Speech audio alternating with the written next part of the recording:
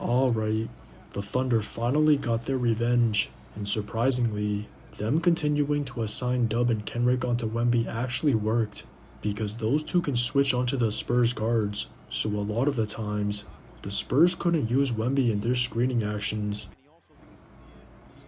In the previous matchups, the only reason that wasn't effective was because he salivates when he sees a smaller defender on him, so they didn't really need to rely on his screens when he had an inherent mismatch every time down. But this time, the Thunder were a lot more physical at getting underneath his body, and their help was a lot more consistent. He wasn't able to get to his spots as comfortably, and the only time he salivates more is when he sees Shet in front of him, so for that reason alone, it's actually smart for the Thunder not to assign Shet onto him, because whenever he got Shet on a switch in the half court, or on a cross match in transition, he didn't hesitate to attack. Thankfully, Dub and Kenrick were able to hold their own, because if not, they still would have had no chance at stopping him. And by taking away his scoring and his ability to be a screener, the Spurs had to basically rely on Kornet as a sole screener, or their three-man actions. Whenever Kornet was out there, they were able to at least exploit the Thunder's drop in their ball screens, and whenever they were running a double drag in transition, or a double ball screen in the half court, they were able to at least get downhill, or find Champagny on the pop, but other than those actions, they really struggled to score.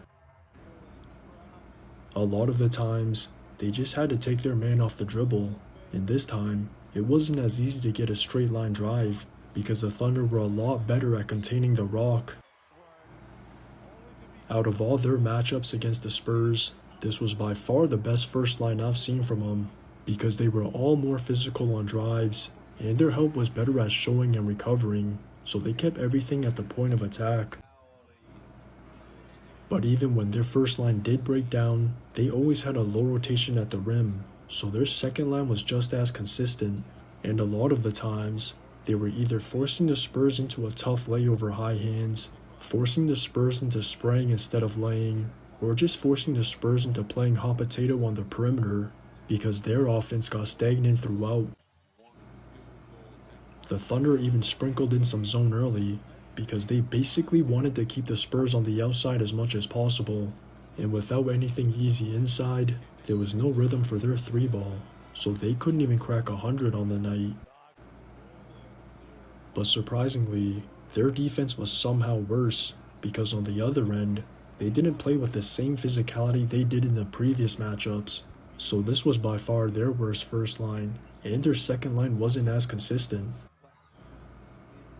The Thunder were now the team getting straight line drives, and a lot of it stemmed from their emphasis to screen more, because it was obvious they were moving the rock from side to side quicker, so it was harder for the Spurs to sit in the gaps as often. It was showing through their bigs and their guards, because their guards were always looking to screen for one another, and I even saw Queso set a couple step-ups for Dub, but a big part of it was really J. Will as the hub. As soon as he subbed in, he was creating a lot of flow on offense, because his screens were allowing them to exploit the Spurs' drop in their screening actions, so they were eating that space, or forcing the Spurs bigs to veer, and then attacking that matchup. Even on defense, he was the low man a lot of the times, so he was the unsung hero on the night, because those subtleties were big contributors to their dominant performance on both ends, and there was a reason he had the highest plus-minus. But it wasn't just about what he did, because from top to bottom, all of the others came ready to play, so there was no hesitation from any of them to either shoot, drive, or pass, and that decisiveness just made it easier for SHAI to pick his moments. In the previous matchups, they were overly reliant on him, and that would cause their offense to stagnate, because the Spurs would just load up heavy, but this time, the Spurs couldn't really do that, so their offense was more of the opposite. That aggression also just kept the Spurs bigs honest, because as expected, Wemby and Kornet continued cheating off bodies, continued pre-switching in the corner to be the low man, and continued point switching in the screening actions, but whenever they did those this time, they were actually burning for it. If anything, they were over-communicating at times, And the Thunder were even able to force them away from the paint, because there were a couple instances where they attacked them on a single side, so that made it harder for them to cheat off strong corner.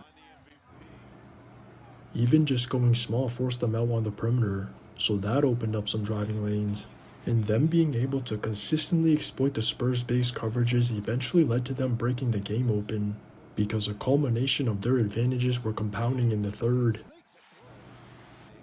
As expected, they just put on one of their patented quarters, and in turn, that did the game earlier than expected, because the Spurs had no answer for their offense in the fourth. So Mitch Johnson decided to wave the white flag with 2 minutes remaining. Just watch the tape.